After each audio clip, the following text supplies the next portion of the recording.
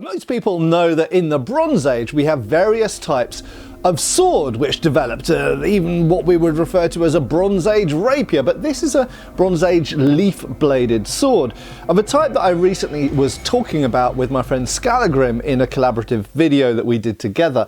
And the question came up, why did these come around and where did they come from? And I got to thinking, is it possible that swords existed before metal? Is it even possible that people had forms of sword in the Stone Age which we now have no record of? Hi folks, Matt Easton here, Schola Gladiatoria. Now this is a very conjectural video. Okay, so this is a video which is going to be based fundamentally on evidence from anthropology rather than archaeology. What do I mean by that? So, fundamentally, we only really have evidence for swords, the earliest swords we have, being from the Bronze Age. In fact, we do actually have stone-bladed swords, or the remnants of stone-bladed swords, which were very clearly made by people emulating bronze swords. We don't know exactly why they were doing this. Were they doing this because they couldn't afford bronze swords, didn't have access to bronze swords, and therefore they were trying to make a weapon which looked like a sword, in other words, a high status object, but with the materials they had available? Or was it more that they were making an object out of other materials for some ritual purpose? So we do have purely stone-bladed swords, the Favlakskov sword, for example, the flint scimitars, but those are very clearly modelled on Bronze Age swords and knives of their time. So they're stone replicas, if you like, of Bronze Age swords. But we do also have these Korean slate swords, but again modelled on Bronze Age swords. So that doesn't by itself answer the question of whether stone swords predate the Bronze Age. Now, before I delve into the greater questions of did swords exist before metal swords, I have to kind of point out that, so my background is in archaeology. I only did an undergrad, I didn't do postgrad, so I'm an undergraduate archaeology and history graduate. But as part of that, we studied anthropology. Now, when we come to answer this question, I think one of the big things that gets overlooked is we simply look at the archaeological evidence, but we don't necessarily look at the anthropological, in other words, later historical period studies of tribal peoples and their technology, and then apply it to the prehistoric world and ask if they had used those things in the Neolithic, for example, would there be any archaeology remaining? So, I think this is a really, really interesting topic to consider. This is completely conjectural. We do not really, as far as I know, have any solid evidence for Stone Age, if you want to call it that, so Mesolithic, Neolithic, Paleolithic. We don't have any evidence for Stone Age swords, but absence of evidence in this particular case is categorically not evidence of absence, as I'm going to illustrate. So I guess the first question to ask is, can swords be made of materials other than metal in the prehistoric world, or in places where they haven't yet started mining or obtaining metal, trading metal? Can a sword be made of other materials? The answer is obviously yes. We're going to look at some examples. And would those materials have left any parts of a recognisable sword archaeologically? And often the answer is no. Right, so let's have a little look at the types of swords that have been made of non-metallic materials. So the first one we'll go to, given that we're talking about the Stone Age, okay, so Paleolithic, Mesolithic, Neolithic, primarily from European, but this could apply to anywhere, Africa, Asia, America, wherever. Just so happens I have a Stone Age American artifact to show you. So this is from the so-called Spiro, well, it's the place, the Spiro Mounds in Oklahoma.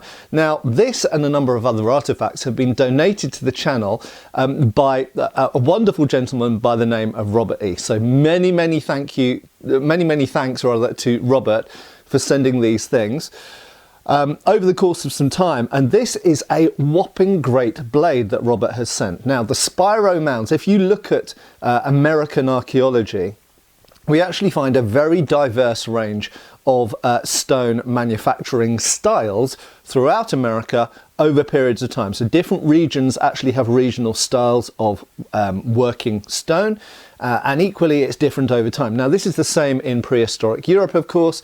We can date loosely, for example, arrowheads being certain parts of the Mesolithic or Neolithic based on their style and style of manufacturing. Moreover, there are even ways of identifying the difference between, for example, Neanderthal stone artifacts and later human artifacts, although I am, and many of you watching this will be part Neanderthal. Anyway, so there is lots of, just because something's made of stone, it can be made in various different styles, just as the same with metal or any other material. So this particular artifact, which was excavated in the 1930s in the Spiro Mounds in Oklahoma, as you will see, is pretty freaking big. But we don't know what it is. The shape of the base of the blade here, I mean, I think we can pretty much with a 99% degree of certainty say that the point is the point, the stabby bit. But the back end, we don't know what it was attached to. And of course, we don't have the organic materials that it would have been attached to. So this could have been mounted with a short handle and some kind of probably wrappings around the base. So it would have ended up being a large knife, or we could say short sword. I mean, this is almost as big as certain types of ancient or classical world short swords. So indeed, this could be defined as a stone sword. Okay, so when we find blades of, and this is particularly big, you do find bigger ones, but this is particularly large in the world of stone weapons, we could say that fundamentally, yes, absolutely, we have stone swords, and not just stone, but also made of various other things as well. I mean, the Maori patu, we could say, is almost a sword, and that equally is also very often made of stone and sometimes wood, but we'll get to wood in a minute. And I think often when people see these sort of leaf-shaped blades, then they think of a spearhead. But it doesn't have to be a spearhead, does it? Because the only thing which defines this as a spearhead is if it's attached to a long spear shaft. If you attach this to a short handle that long or a handle that long, very quickly we would define that as a different type of weapon. You would either call it a dagger or a sword. So absolutely a monolithic one-piece stone blade like this could be mounted on a short handle and would absolutely be a sword, not a spear. And just to reiterate a point that came up in my video with Skal, one of the points that I made about leaf blades, where did they come from? Because it seems like the earlier bronze swords don't necessarily look like leaf blades. They're so-called rapiers with thin tapered blades. But the idea for these could have come from Bronze Age spearheads, because you all know the shape of a spearhead. Everybody knows that they're all around the world throughout history, even as we saw with stone, you can have leaf-shaped spearheads. Now, if someone at some point has a large leaf-shaped spearhead, could be stone, could be metal, and they decide to either accidentally break the shaft off or it gets cut off short, they suddenly find they've got a sword. So quite simply, a spear with a shortened shaft could quite quickly become what we now know as a leaf-bladed sword. Now you might be thinking, but Matt, that's not really long enough to be a sword. But again, we don't know how long the thing that this was attached to. Imagine this was attached to a wooden section as long as the blade. We've now got something which is as long as a Roman gladius or a machete. So absolutely that could function as a sword. Moreover, if we stick with the subject of stone here, we also know that, as with the macuitl, for example, stone, or in that case obsidian, but could have used flint, for example, or chert, can be combined with wood to make a long chopping and piercing weapon. And absolutely, we know that this was done. We know that they used forms of sickle, for example, where a series of blades were embedded in the edge of a piece of wood. Archaeologically, we've got that remaining. Equally, we know that, again, if we refer to anthropology, we know that numerous cultures around the world took small blades. We know that they were making blades in vast quantities. We literally find them all over the ground here in Britain. You can go field walking and pick up a dozen blades if you know where to go and you know what you're looking for. So flint blades, which were hugely manufactured in places where we had flint, like in Britain, and hugely traded all over Europe and obviously around the world, could be embedded in wood in a series of different shapes. And this has obviously got a strong parallel with the weapons that we find in Mesoamerica and South America, particularly, most famously, the Aztec and the Inca. So if you imagine some of those flint blades that we find all over the fields in Europe were embedded along the edge of a piece of wood, hey presto, you have a sword. And not only that, but they could be combined with a larger one. So if you look at something like a spearhead, a flint spearhead, that could have been at one end of the weapon, and then there could have been blades coming down.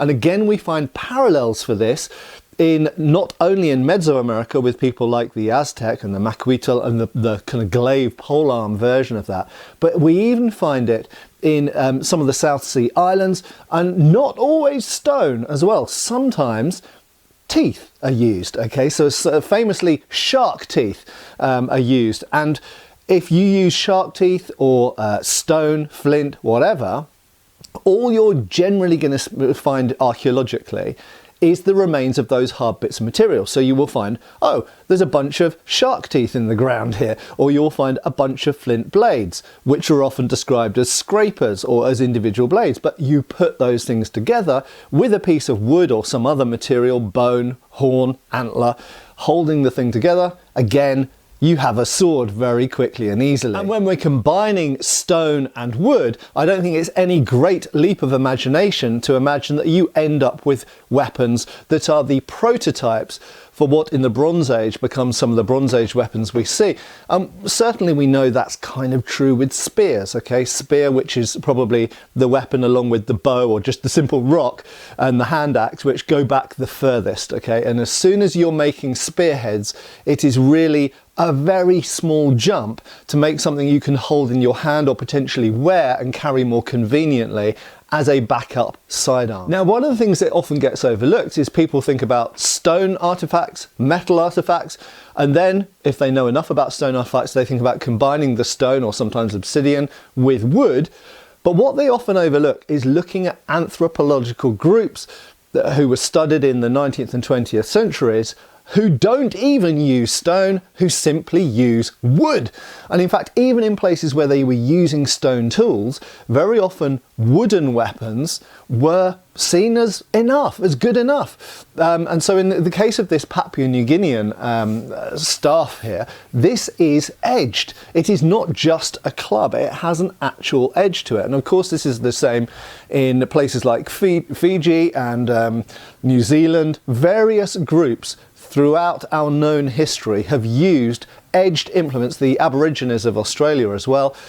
And these are sometimes referred to as wooden swords. If you have a hard wood, or indeed if you can make the wood harder, for example by heating it, then you can put a pretty sharp edge on it. And to some intents, I would call this, at a certain point of edginess, I would call this a sword rather than a club, because it's not purely a blunt impact instrument, it's not just a club, but it actually has an edge to focus the force. Now, your definition of sword might vary. You might say, well, Matt, that's just an edged club, it's not a sword. But we're talking about semantics here.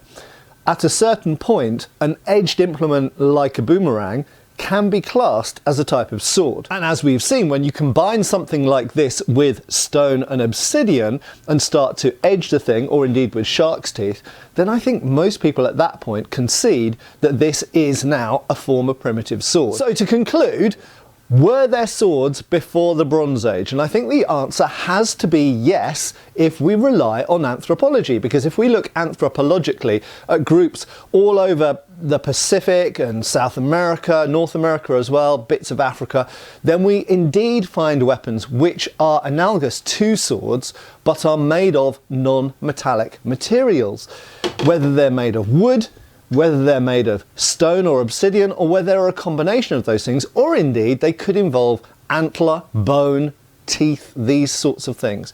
So pre-metallic materials, we absolutely know that they devised forms of sword in numerous different, completely disconnected cultural and ethnic groups around the world and across history, even up until modern history. So I think it would be unreasonable of us to think that in the Paleolithic, Mesolithic, Neolithic, that there weren't some weapons made which we today would look at and go, oh yeah, that's a sword. And it could be, as I say, it could be as simple as how they were probably making sickles, a series of flint blades attached to a wooden blade.